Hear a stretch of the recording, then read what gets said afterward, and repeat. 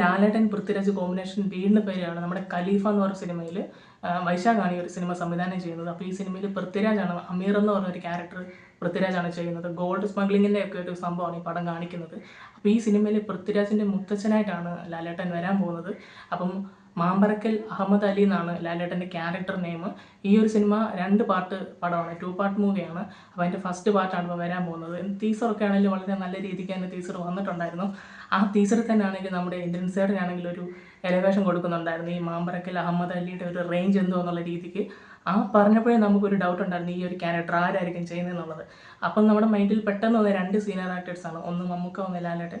അപ്പോൾ ഇന്നലെ ഇത് കൺഫേം ആയിരിക്കുകയാണ്, ഈ ഒരു ക്യാരക്ടർ ചെയ്യുന്നത് നമ്മുടെ ലാലേട്ടനാണെന്ന് പറഞ്ഞ്.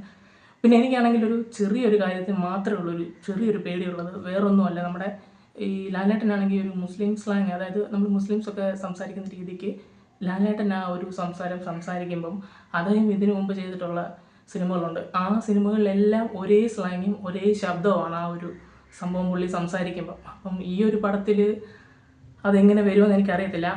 അപ്പോൾ അത് കുറച്ചുകൂടെ ഒന്ന് ആ സ്ലാങ്ങിൽ സംസാരിക്കുകയാണെങ്കിൽ ഒരു വേറൊരു സൗണ്ട് മോഡുലേഷനിലൊക്കെ ഒന്ന് ചെയ്യുവാണെങ്കിൽ കുറച്ചുകൂടെ അടിപൊളിയായിരിക്കും.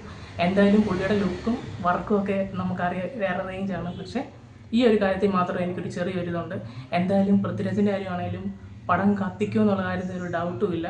പിന്നെ നമുക്കെല്ലാവർക്കും അറിയാം ഇവർ രണ്ടുപേരുടെ കോമ്പിനേഷൻ എല്ലാം ഹിറ്റാണ്. പിന്നെ ഈ ഒരു സിനിമ ഓണം റിലീസായിട്ടാണെന്നാണ് പറയുന്നത്. അപ്പോൾ ഓണം തൂക്കാനായിട്ട് നമ്മുടെ ലാലേട്ടനും പൃഥ്വിരാജും ഒരുമിച്ച് വരുന്നുണ്ട് ഖലീഫയുമായിട്ട്. എന്തായാലും ഒരു വെടിക്കെട്ട് പടമായിരിക്കും എന്ന് തന്നെ നമ്മൾ പ്രതീക്ഷിക്കുന്നു. നിങ്ങൾ ആരൊക്കെ ഈ ഒരു സിനിമയ്ക്ക് വേണ്ടി കാത്തിരിക്കുക എന്നുള്ളത് നിങ്ങൾ കമൻറ്റ് ചെയ്യുക. അപ്പോൾ നമ്മുടെ ഇന്നത്തെ ഇത്ര വീഡിയോ ഒക്കെ ഉള്ളൂ. കമൻറ്റ് ചെയ്യുക.